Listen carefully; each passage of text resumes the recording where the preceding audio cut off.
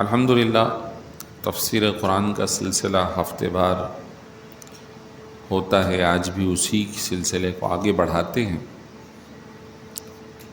سورہ طٰہٰ کی 112 آیتیں مکمل ہو چکی ہیں اور اب آیت نمبر 113 اور اس سے آگے ہم انشاءاللہ سماعت کریں گے۔ جب یہ رکوع شروع ہوا ہے چھٹا، تو اس کے اندر اللہ تبارک و تعالی نے قیامت کے حالات اور واقعات کو پیش فرمایا کہ آپ سے پہاڑوں کے بارے میں پوچھتے ہیں، فرما دیجئے کہ میرا رب انہیں ریزہ ریزہ کر کے اڑا ڈالے گا اور پھر اس زمین کو کھلے ہموار میدان کی طرح کر دے گا، اس میں کوئی تم ٹیڑھا پن اونچ نیچ نہیں دیکھو گے۔ اس دن سارے لوگ ایک بلانے والے کی دعوت پر، آواز پر پیچھا کرتے ہوئے نکلیں گے اور اس میں کوئی ٹیڑھا پن، رکاوٹ نہیں ہوگی، اور تم اللہ عز و جل کے لیے دیکھو گے کہ آوازیں ساری پست ہو گئیں، دب گئیں، اور معمولی سی بھی آواز تمہیں نہیں آئے گی۔ اس دن کوئی شفاعت نہیں کر سکے گا، صرف وہ کہ جس کو اللہ عز و جل نے اجازت دی اور جس کے قول سے رب راضی ہو گیا۔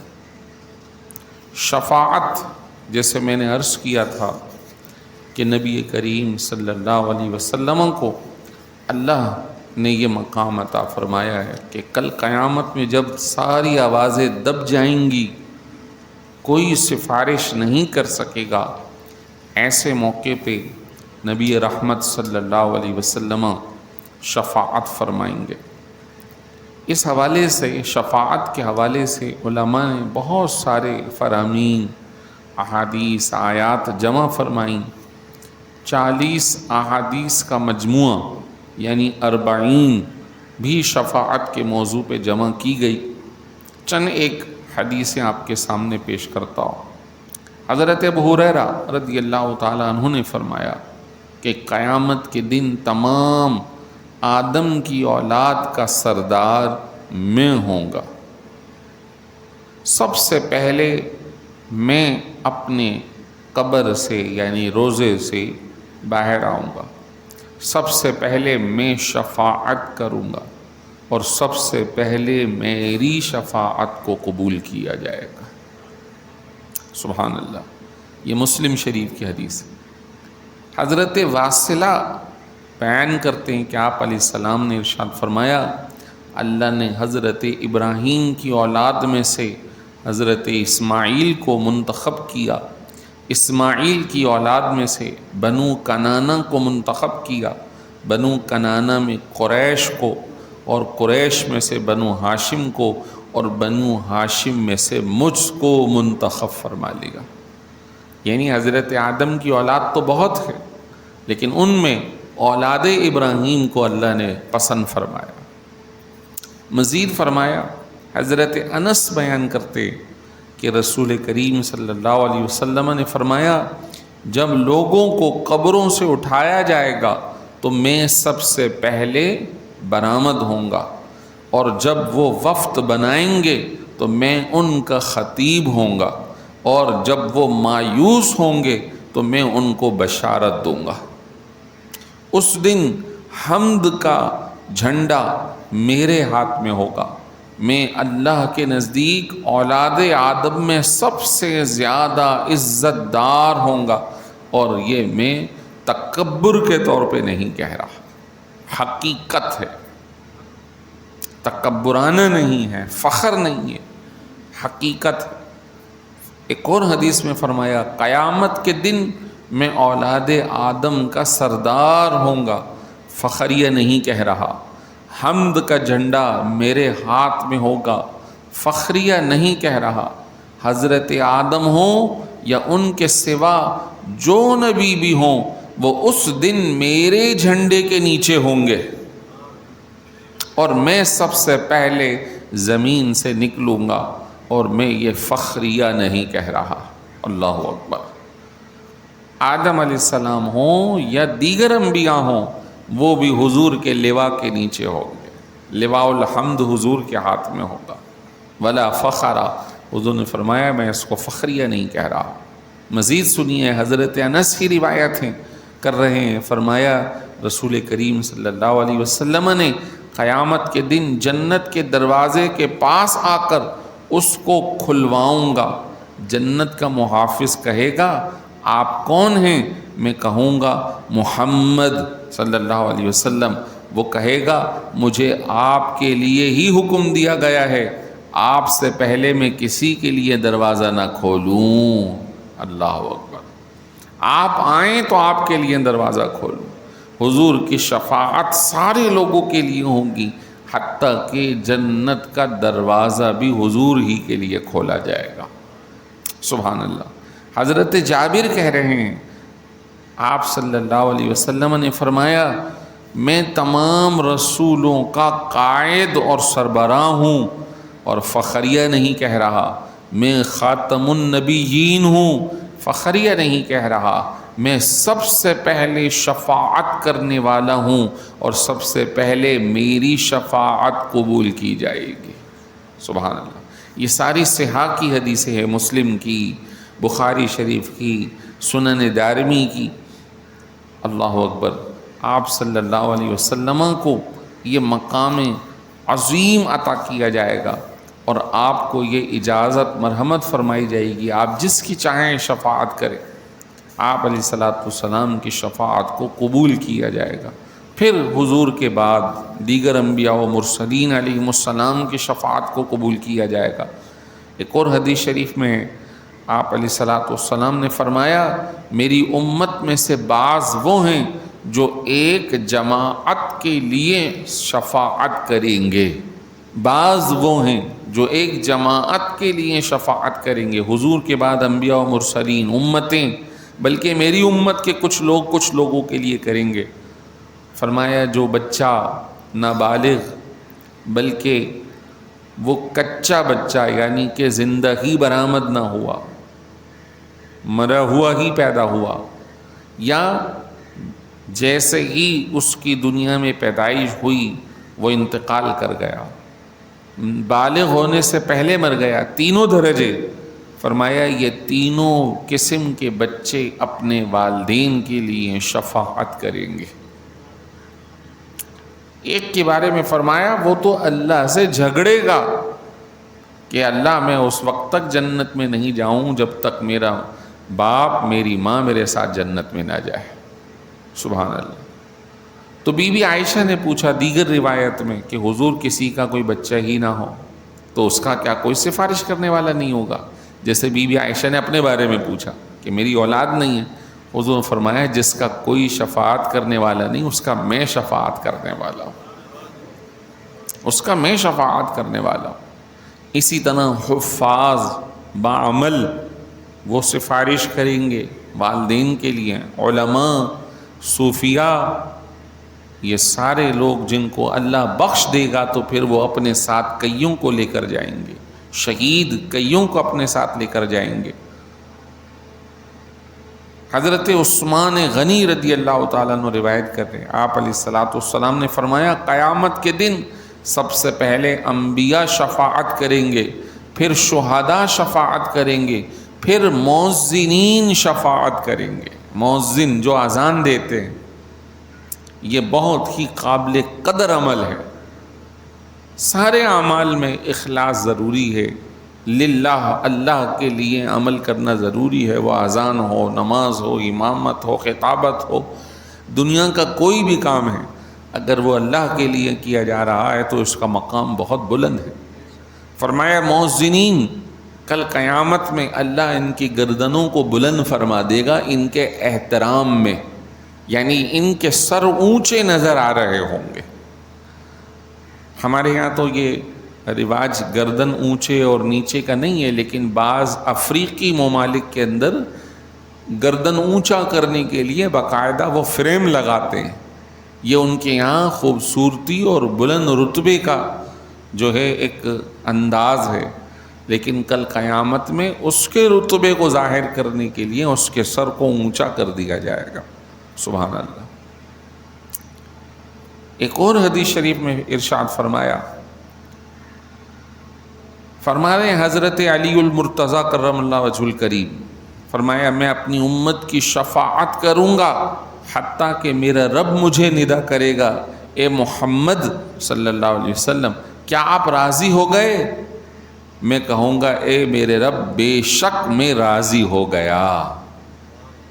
یعنی جب پوری امت کی سفارش ہو جائے گی تو پھر باقاعدہ یہ بھی آپ سے سوال ہوگا آپ راضی ہو گئے؟ اور رب راضی کرے، نعوذ باللہ من ذالک، وہ کوئی دینے میں کنجوسی تھوڑی کرتا، اس کی بارگاہ میں بخل تھوڑی ہے، وہ تو اپنوں سے زیادہ دنیا میں پرایوں کو عطا کیے ہوئے ہے. جب وہ اپنوں کو دینے پر آئے اور محبوب کو دینے پہ آئے تو کوئی کمی نہیں چھوڑے گا. پھر فرمائے گا حبیب راضی ہو گئے اور حضور راضی ہو جائیں. اللہ اکبر. یہ اس بات کی علامت ہے کہ سارے لوگوں کی سفارش ہوئی، کیونکہ جب جبریل امی سورہ والضحیٰ لے کے آئے تھے وَلَسَوْفَ يُعْطِيكَ رَبُّكَ فَتَرْضَىٰ، کہ آپ کا رب آپ کو اتنا دے گا آپ راضی ہو جائیں گے، تو اس وقت آپ کی حدیث میں یہ ہے جبریل امی کو فرمایا جا کے عرض کرو میں تو اس وقت تک راضی نہیں رہوں گا جب تک کہ میرا ایک ایک امتی جہنم سے نکل کے جنت میں جانے والا نہ ہو جائے، میری امت کا معاملہ میرے ہاتھ میں کر دیا جائے. رب نے پھر پیغام بھیجا جاؤ جا کے کہہ دو آپ کی امت کے بارے میں ہم آپ کو راضی کر دیں گے. اور صحیح بخاری شریف کی اور مسلم شریف کی حدیث ہے کہ ایک مرتبہ حضور سفر پہ ہیں، مقام عزورہ جو منی کے قریب ایک پہاڑی علاقہ تھا، وہاں پہنچے تو حضور اپنی سواری سے اتر گئے اور ایک لمبا سجدہ فرمایا. سجدہ کر کے پھر اٹھے، پھر دعا مانگی، پھر ایک لمبا سجدہ فرمایا، پھر اٹھے، پھر صحابہ نے عرض کی حضور کیا معاملہ ہے کہ آپ سواری سے اترے اور 3 سجدے کیے اور وہ بھی طویل طویل؟ فرمایا میں نے رب سے دعا مانگی تھی اپنی امت کے بارے میں، میرے رب نے مجھے 3 حصے ٹوٹل امت میں سے 1 دے دیا تو میں نے سجدہ شکر ادا کیا، پھر کھڑا ہوا، پھر دعا مانگی، اللہ نے مجھے دوسرا حصہ بھی دے دیا، پھر کھڑا ہوا، پھر میں نے تیسرا سجدہ کر کے جب اٹھا پھر دعا مانگی، 2 کے بعد تو اللہ نے مجھے پھر وہ تیسرا حصہ بھی دے دیا، میں نے پھر سجدہ شکر ادا کیا. یہ حضور کا مقام ہے. اس دن جب کوئی بن نہیں پا رہی ہوگی تو اللہ تعالیٰ اس آیت میں یہی تو فرما رہا کہ اس دن کسی کی شفاعت کام نہیں آئے گی، لیکن اس کی جس کو رب نے اجازت دی، جس کے قول سے، جس کی بات سے رب راضی ہو گیا، وہ ہمارے اور آپ کے سرکار نامدار حضور اکرم صلی اللہ علیہ وسلم ہے، شفیع المسلمین ہیں. جبھی تو کہا جاتا ہے کہ بار بار دعا مانگنی چاہیے، اللہ ان کی شفاعت ہمارے حق میں قبول فرما، ان کی شفاعت سے حصہ عطا فرما، ان کی شفاعت سے بہرمند فرما. اللہ اکبر. اللہ قیامت کی ہی باتوں کو ارشاد فرما رہا ہے. اللہ جانتا ہے لوگوں کے اگلے پچھلوں کو، لیکن لوگ اللہ کو نہیں جانتے، اس کا احاطہ نہیں کر سکتے. اس دن اللہ کی بارگاہ میں چہرے جھکے ہوئے ہوں گے. نقصان میں وہ ہوگا جس نے ظلم اٹھا رکھا تھا، کفر اٹھا رکھا تھا، اور جو اچھے اعمال کر رہا ہو، مومن بھی ہو، تو پھر وہ ظلم کا خوف نہیں رکھے گا، نقصان کا خوف نہیں رکھے گا. پھر فرمایا وَكَذَلِكَ أَنزَلْنَاهُ قُرْآنًا عَرَبِيًّا، ہم نے اسی طرح اس قرآن کو عربی میں نازل کیا. وَصَرَّفْنَا فِيهِ مِنَ الْوَعِيدِ، اور ہم نے اس میں کئی سزاؤں کی خبریں سنا دی ہیں. لَعَلَّهُمْ يَتَّقُونَ، تاکہ لوگ ڈریں. کفر کی طرف نہ جائیں، نافرمانی کی طرف نہ جائیں، او یحدث لہم ذکرا، یا ان کے دلوں میں نصیحت پیدا کر دے یہ قرآن نصیحت ہے، اللہ کی یاد دلا دیتا ہے، تو قرآن کی تلاوت توجہ سے کرنی چاہیے، اس کے معانی اور مطالب کو سمجھنے کی کوشش کرنی چاہیے، علم حاصل کرنا چاہیے، کہ علم سے انسان کے دل و دماغ معطر ہوتے، اس کو دنیا اور آخرت کی سمجھ آتی ہے۔ علم ایک ایسا زبردست آلہ ہے جس کو یوں سمجھا جا سکتا ہے کہ ایک شخص اندھیرے کمرے میں بند ہو اور ایک دیوار پر چھوٹا سا سوراخ ہو، اس سوراخ سے اس کو روشنی آ رہی ہے، اسے سانس آ رہی ہے، اور اس سوراخ پہ اگر وہ جھانکے تو پھر باہر کی بہت بڑی دنیا اسے نظر آ رہی ہے۔ علم ایک ایسا ہی سوراخ ہے، ایک ایسا ہی ہوادان اور روشن دان ہے کہ اگر اس کو اختیار کر لیا جائے تو پھر وہ مقامات، وہ عالم نظر آنا شروع ہو جائیں جو اب تک ہمارے لیے گویا بند تھے۔ ہم کال کوٹری میں ہیں، جس سے ہم سب کچھ سمجھ رہے ہیں، یہ اصل کال کوٹری ہے، یہ محدود زندگی ہے، یہ محدود علاقہ ہے۔ علم قرآن ہمیں لامحدود سے آشنا کرتا ہے، وہاں تک دکھاتا ہے جہاں تک ہماری عقل نہیں پہنچ سکتی۔ اللہ اکبر۔ فتعال اللہ الملک الحق، پس اللہ جو بلند شان والا ہے، بڑا سچا ہے، بادشاہ ہے، سبحان اللہ۔ وَلَا تَعْجَلْ بِالْقُرْآنِ مِن قَبْلِ أَن يُقْضَى إِلَيْكَ وَحْيُهُ، اور اے حبیب جب تک آپ پر وحی پوری نہ ہو جائے آپ قرآن کو جلدی جلدی نہ پڑھیں۔ تفسیر میں آتا ہے جیسے ایک آیت اترتی حضور اس کو پڑھتے کہیں بھول نہ جاؤں، پھر دوسری آتی پھر پڑھتے، فرمایا حبیب اترنے دیجئے، آنے دیجئے، اور دعا کیجئے قُل ربی زدنی علما، اے میرے رب میرے علم میں اضافہ فرما۔ پھر تو ایسا اضافہ ہوا ادھر آیت اترتی تھی، ادھر حضور کو دل میں یاد ہو جایا کرتی تھی، زبان سے جاری ہو جاتی تھی۔ علم کی دعا اللہ نے حضور کو فرمایا، حالانکہ سب کچھ دے دیا، پھر بھی فرمایا حبیب علم کے اضافے کی دعا کریں۔ آج ہم مال کے اضافے کی دعا کرتے ہیں، علم کے اضافے کی دعا نہیں کرتے۔ اللہ مال آ جائے، اللہ وہ آ جائے، اللہ وہ مسئلہ حل ہو جائے، لیکن علم میں اضافے کی دعا، حضور کو اللہ نے فرمایا حبیب آپ علم میں اضافے کی دعا مانگیے۔ علم نافع اگر مل جائے تو انسان کو بہت کچھ دستیاب ہو جائے، اور علم کا مال سے کوئی تعلق نہیں۔ علم مال کے لیے پڑھا جائے تو بیکار ہے، کیونکہ مال تو جاہلوں کو بھی ملا ہوا ہے، انگوٹھا ٹیک بھی سیٹھ ہیں، وہ تو علم والے نہیں۔ علم ایک الگ چیز ہے، ایک الگ نور ہے، علم ایک الگ اللہ کی نعمت ہے، مال ایک الگ نعمت ہے۔ جس طرح جسم کے اندر سب سے اہم ترین آنکھیں ہیں جو دنیا کو دکھاتے ہیں، اسی طرح پورے جو کچھ نعمتیں ملی ہیں اس میں علم اللہ کی بہت بڑی نعمت ہے، اہم ترین نعمت ہے، لیکن ہر ایک کا ایک الگ مقام ہے۔ اللہ اکبر۔ اسی پر ختم کرتے ہیں، اللہ تبارک و تعالی ہمیں علم نافع عطا فرمائے۔ وآخر دعوانا الحمدللہ رب العالمین۔